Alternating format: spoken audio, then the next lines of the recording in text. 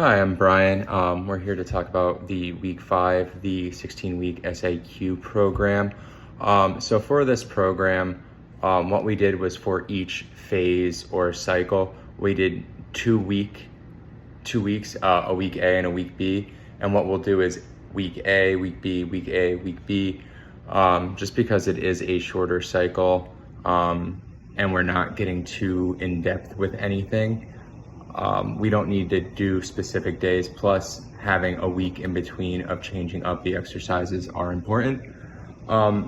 So for this, working on, SAQ, we're looking more at specifics.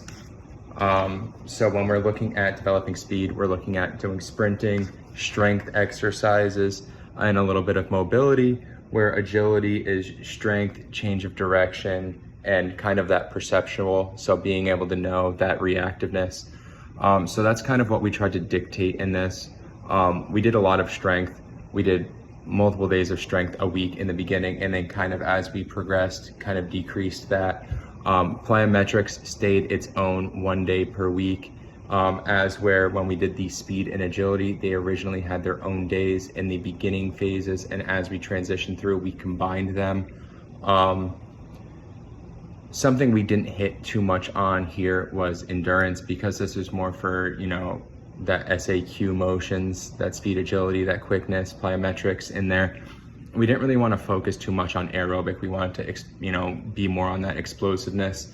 So in the beginning phases of this program, we did, with the strength training, we did, work at that lower intensity, higher volume. We did want to make sure they're getting proper form down to not hurt themselves for the future. And as we progressed, we got to more explosive multi-joint movements with a higher intensity and a low volume.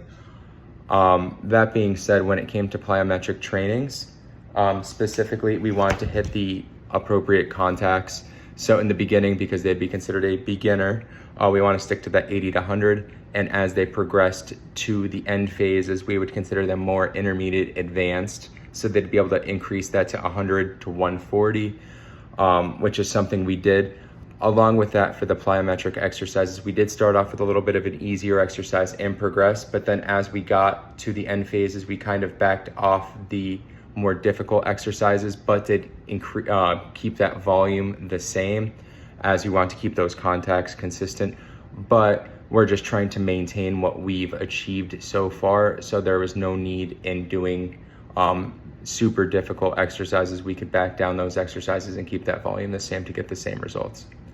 Thank you.